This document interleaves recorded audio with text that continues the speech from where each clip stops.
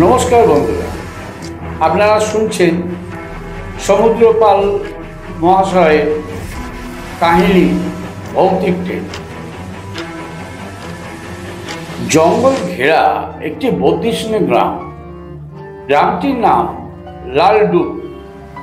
গ্রামের পাশ দিয়ে তীর তীর করে একটা নদী বয়ে গেছে। দিন রাত সেই নদী দিয়ে বয়ে চলেছে লাল রঙের জল। নদীর দুধারে জঙ্গল, ঘন জঙ্গল ও পাশটায় নানা রকম পাহাড়। পাহাড়ের মাঝখান দিয়ে নদীর উপর দিয়ে চলে গেছে ট্রেনের লাইন। একটাই লাইন, একটার বেশি ট্রেন যাওয়া বা আসা করতে পারে না। রাত্রিবেলা কেবল দূরপাল্লার ট্রেনগুলো ওই পথ দিয়ে যাওয়া আসা করে, কারণ ওই সময় লোকাল ট্রেন বন্ধ হয়েছে। লালডুব গ্রামটায় জনবসতি খুবই কম। এখানকার মানুষজনদের সারাদিন চাষবাস করেই দিন কেটে যায়। সন্ধ্যাবেলায় সূর্য ডোবার সঙ্গে সঙ্গে লোকজন সব মাঠ থেকে বাড়ি ফিরে আসে। সকালে সূর্য ওঠার সঙ্গে সঙ্গে লোকেরা ঘুম থেকে উঠে যে যার কাজে বেরিয়ে পড়ে। কিন্তু বেশি দিন এইভাবে চলল না। একদিন রাতে ঘটে গেল এক অদ্ভুত ঘটনা। দূরের রাজ্যে যাওয়া আসার জন্য ওই একটি মাত্র রেলপথে একটা ট্রেন লালডুবের রেলপথ ধরে যাচ্ছে। যখন ট্রেনটা লালডুব নদীর উপরে পৌঁছেছে, সঙ্গে সঙ্গে ট্রেনটা আটকে যায়। সামনে আর একটা ট্রেন। অন্ধকার রাতে ট্রেন লাইনের উপর হঠাৎ দাঁড়িয়ে পড়ে। কোনোদিন তো এমনটা হয় না। যাত্রীরা অন্ধকারের মধ্যে জানালা দিয়ে দেখতে লাগলো। কোনো লাল আলো তো জ্বলছে না, তবে ট্রেনটা দাঁড়িয়ে গেল কেন? হঠাৎ তারা দেখতে পেল সামনে একটা ট্রেন। সকলে তাজ্জব বনে গেল। এই সময় সামনে আবার কিসের ট্রেন? ট্রেনের ড্রাইভার নেমে ট্রেনটার সামনে গিয়ে দেখলো ট্রেনটার মধ্যে লোকজন নাই, এমনকি ড্রাইভারকেও দেখা গেল না। তবে এই ট্রেনটা এখানে এলো কি? ট্রেনটার মধ্যে যে গার্ড সাহেব ছিলেন, তিনি বেশ বয়স্ক আর অভিজ্ঞ গার্ড। তিনি টর্চ নিয়ে ট্রেনের সামনে গিয়ে নম্বরটা দেখার চেষ্টা করেন। ট্রেনটার নম্বর 0000। তাজ্জব ব্যাপার, এই নম্বরে তো কোনো ট্রেন নেই। তাহলে এই ট্রেনটা কোথা থেকে এলো? নিশ্চয় এটা কোনো ভৌতিক ট্রেন। 35 বছর ধরে কাজ করে চলছে ভদ্রলোক। রেল কোম্পানির খুঁটিনাটি তার সব জানা। গার্ড সাহেবের সঙ্গে ড্রাইভার যুক্তি করে নিল কিছু। তারপর প্রবীণ গার্ড সাহেব ড্রাইভারকে বলল, দেখো তো ট্রেনটাকে ড্রাইভ করে সরাতে পারো কিনা। ওটাকে সরানো না গেলে খুব মুশকিলে পড়তে হয়, কারণ একেবারে নির্জন অন্ধকার। গাড়ির ভর্তি যাত্রী, তাদের চোখে মুখে ভয়ের ছাপ। ড্রাইভার টর্চ হাতে করে যেই না ড্রাইভার ক্যাবিনে ঢুকছে, অমনি নিমেষের মধ্যে একটা ছায়া পাশে সরে গেল। ড্রাইভার সাহসী মানুষ, সহজে সে ভয় পায় না। প্রতিদিন তাকে কিছু না কিছু ভূত দেখতেই হয়। রোজ কত লোক রেল লাইনে মাথা দিয়ে আত্মহত্যা করছে। তারপর তাদের আত্মা ভূত প্রেত হয়ে রাস্তাঘাটে ঘুরে বেড়ায়। ড্রাইভার যেই না ট্রেনটা চালাবার উদ্যোগ নিল, অমন একটি বিরাট কালো লোক, চোখগুলো তার আগুনের ভাটার মতো জ্বলছিল, মাথা ভর্তি ঝাগড়া চুল, আর হাতের নখগুলো তার অস্বাভাবিক লম্বা। পেছন থেকে এসে ছুঁড়ে ফেলে দিল ড্রাইভারকে। বেচারা ড্রাইভার মাটিতে পড়ে জ্ঞান হারালো। অভিজ্ঞ প্রবীণ গার্ড সাহেব দেখলো সমস্ত ব্যাপারটা ভৌতিক কাণ্ড, মানুষের পক্ষে এর সমাধান করা অসম্ভব। আজ রাতে কিছুই করা সম্ভব হবে না। যাত্রীরা তখন ভয়ে কাঠ হয়ে গেছিল। গার্ড সাহেব তখন যাত্রীদের উদ্দেশ্যে বলল, আপনারা সব কিছু তো সচক্ষে দেখলেন, তাই আমার মনে হচ্ছে আমাদের আজ এখানে থাকা উচিত হবে না। সামনে যে ট্রেনটা আমাদের বাধা হয়ে দাঁড়িয়েছে সেটা একটা ভৌতিক ট্রেন। আমরা বরং আমাদের ভালোর জন্য পুনরায় আগের স্থানে ফিরে যাই। পৌঁছেতে আমাদের সকাল হয়ে যাবে, তারপরে যা হয় একটা কিছু করা যাবে। এখন পরদিন সকালে রামগঞ্জ স্টেশনে ট্রেনটা পৌঁছতেই সবাই অবাক, কি ব্যাপার? গার্ড সাহেব নিজে ট্রেন চালিয়ে নিয়ে এলো। যথারীতি ড্রাইভারকে অজ্ঞান অবস্থায় ট্রেন থেকে নামাতে হলো। স্টেশন মাস্টার সব কিছু শুনল। 000 নাম্বারের ট্রেন তো তার খাতায় নোট করা নেই। আমার মনে হচ্ছে এই নম্বরের ট্রেন তো সারা দেশেই নেই। পুরনো ফাইলপত্র বার করে দেখা হলো আগে কোনো ট্রেনের এই নাম্বার ছিল কি। দেখা গেল আজ থেকে প্রায় 125 বছর আগে রামগড়ে রাজত্ব করত শের ওয়াজার। সেই রাজার সবচেয়ে প্রিয় সংখ্যা ছিল 000।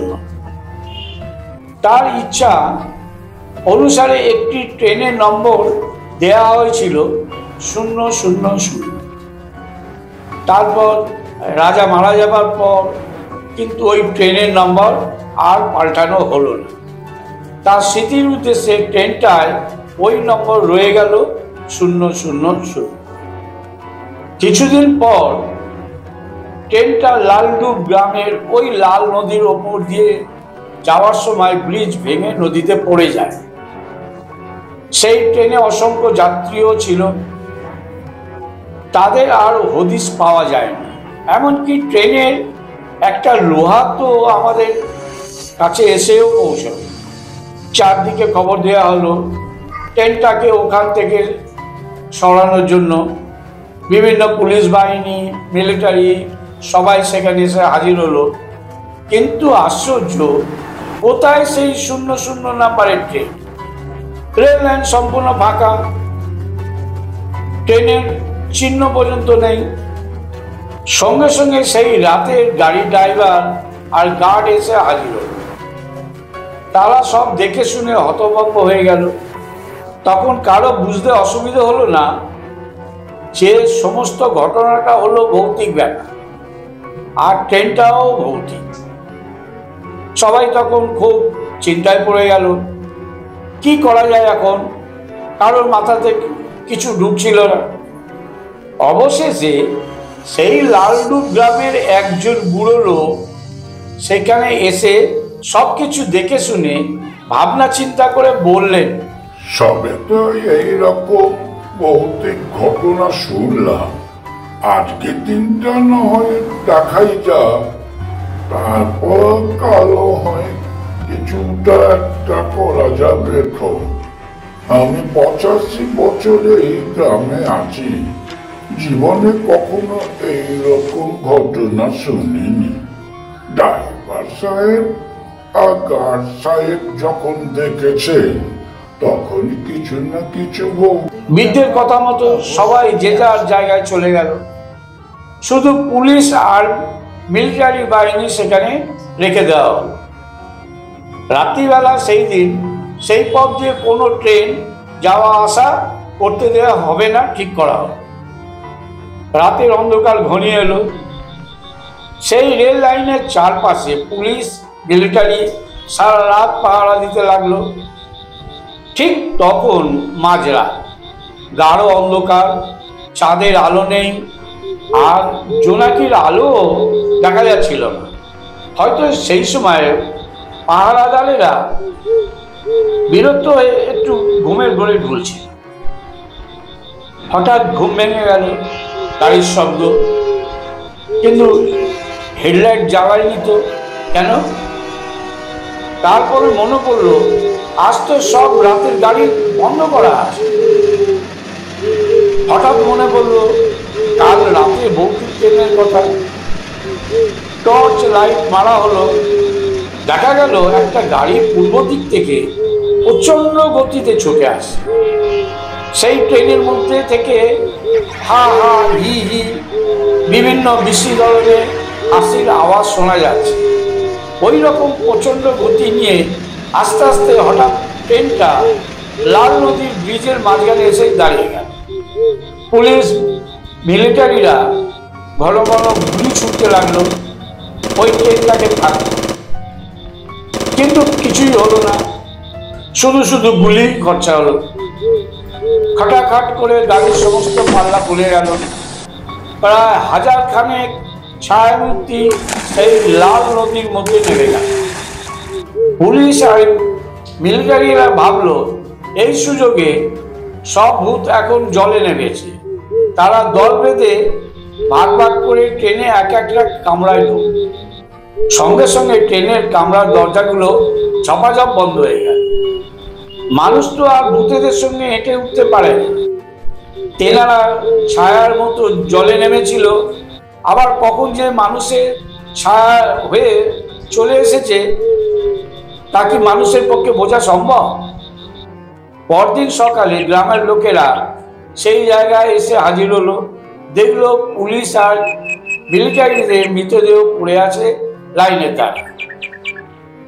বৃদ্ধ ভদ্রলোকটি এবার সত্যি বুঝতে পারলো যে এটি সত্যি সত্যি ভুতুড়ে ব্যাপার। নিশ্চয় ভূতগুলোর কোনো ক্ষতি করতে গিয়েছিল, তাই সবার এই দশা। খবর গেল রামগড়ে, খোঁজ খবর করতে লোকজন সব এলো। উপর মহলেও দ্রুত খবর ছড়িয়ে পড়লো, কিন্তু সকলের মুখে এক কথা, এখন কি করা যাবে, এখন উপায় কি? কিছু একটা সমাধান করতে না পারলে গাড়ি যে অচল হয়ে যাবে। মন্ত্রীরা সব মাথা চুলকাতে লাগলো।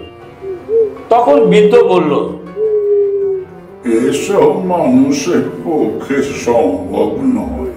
এতদিন কোনো কাণ্ড ঘটেনি, আজ হঠাৎ এমন ঘটল কেন? নিশ্চয় কোনো রহস্য আছে। দুর্ঘটনা তো ঘটেছিল আজ থেকে প্রায় 143 বছর আগে। সব থেকে ভালো হবে ভালো একজন অভিজ্ঞ গণৎকার দিয়ে উপায়। এখান থেকে বিজয়গড়ের দূরত্ব প্রায় 30 মাইল। সেখানে লোক পাঠানো হলো মোহাম্মদ ফরিদ গণৎকারকে ডেকে আনার জন্য। বিকালে সন্ধ্যে নাগাদ ফরিদ ওঝা এলো। বিকেলে সন্ধ্যে নাগাদ ফরিদ ওঝা এলো। সব শুনে সে একটা ফর্দ করলো। ফুল, বেলপাতা, গোলাপ জল, কচি বাঁশ গাছ, কাঁটা, নারকেল পাতার কাঠির ঝাঁটা, লঙ্কা, সর্ষে, তেল ইত্যাদি।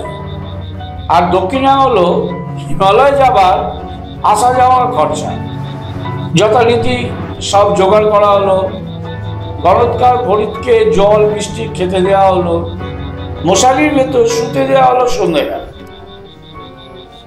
রাত্রিবেলায় ফরিদ গণৎকার সেই ভুতুড়ে জায়গায় গিয়ে হাজির হল। সেই দিন গ্রামে প্রচুর লোক সেই জায়গায় সেই রাত্রিরে হাজির হয়েছিল। গণৎকার প্রথমে ট্রেন লাইনের উপর পুজো করল, তারপর আগুন জেলে যজ্ঞ শুরু। সকলে প্রচুর কৌতূহলের সঙ্গে দেখতে লাগলো গণৎকারের কেরামত। প্রচন্ড গতিতে ট্রেনটায় এসে দাঁড়িয়ে পড়লো আগুনের সামনে। আগুনের মধ্যে একটি ছায়ামূর্তি দেখা গেল।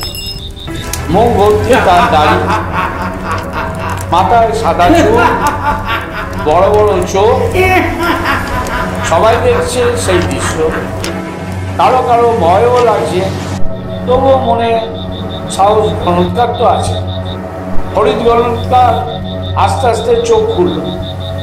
তারপর সে আগুনের মধ্যকার ভীষণ ছায়ামূর্তিকে জিজ্ঞাসা করল, তুই কে বল। ওই ছায়ামূর্তি তখন উত্তরে বলল, কেন, এখন তো তোরা আমায় চিনতে পারবি না? আমি তোদের ভালো করেছি, তোদের জন্য সব সময় চিন্তা করতাম, এখন আমায় চিনতে পারছিস না? ফরিদ গণৎকার বিরক্তি বোধ করে সে গম্ভীরভাবে আবার জিজ্ঞাসা করল, তাড়াতাড়ি বল, কে তুই? ওই ছায়ামূর্তি বলল, আমি রাজা শেরওয়াল। আবার গণৎকার ওই ছায়ামূর্তিকে বলল, কেন তুই এইরকম করার চেষ্টা করছিস?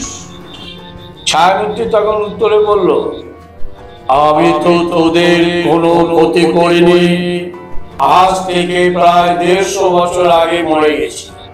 আমার সবচেয়ে প্রিয় সংখ্যা ছিল 000। সেই সংখ্যা আমার তৈরি একটা ট্রেনও ছিল। সেটা এই নদীতে ডুবে যাওয়ার পর আজ পর্যন্ত আমার প্রিয় সংখ্যার নম্বর কোনো ট্রেন নেই। এমনকি ওই নম্বরে কোনো জিনিসও বাজারে নেই। আমাকে আজ সবাই একেবারে ভুলে গেছে। আমি মরে যাওয়ার পর লাল্লু অঞ্চলের নিকটস্থ নদীতে আমাকে ভাসিয়ে দেওয়া হয়। আমি খুঁজে বের করি সাজের ট্রেনটা। 5 দিন আগে আমার শেষ বংশধর মরে আমার কাছে এসেছে।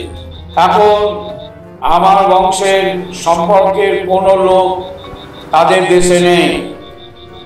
রোজ রাতে ট্রেনটা করে লাল নদীর উপর দিয়ে এসে আমরা দলবল নিয়ে সুন্দর গ্রামটাকে দেখি আর কাঁদি। তখন ফরিদ গণৎকার জিজ্ঞাসা করল, তা এখন কি করতে চাস তুই? কি করলে তুই আনন্দ পাবি? তখন ছায়ামূর্তি বলল, আমার প্রিয় সংখ্যা একটা গাড়ি তৈরি করতে হবে, আমাদের আত্মার সদ্গতি করতে হবে, তাহলে আমি খুশি হব। ফরিদ গণৎকার তার উত্তরে বলল, বেশ, তাই হবে, কিন্তু তোর ওই গাড়িটা? ছায়ামূর্তি উত্তরে বলল, ওটা লাল নদীর একেবারে তলায় আছে, আমি আজ ওটা ছেড়ে দিচ্ছি, তোর লোক দিয়ে কাল তুলে নে।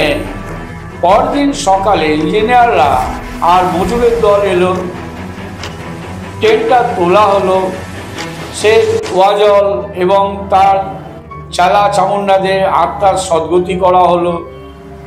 রাজার প্রিয় সংখ্যাটি ট্রেন চালু হলো। সুন্দরগ্রাম লালটু এ আর কোনো ভয় রইল না। সবকিছু আবার আগের মতো চলল। সমুদ্রপাল মহাশয় গল্প এখানেই শেষ হল।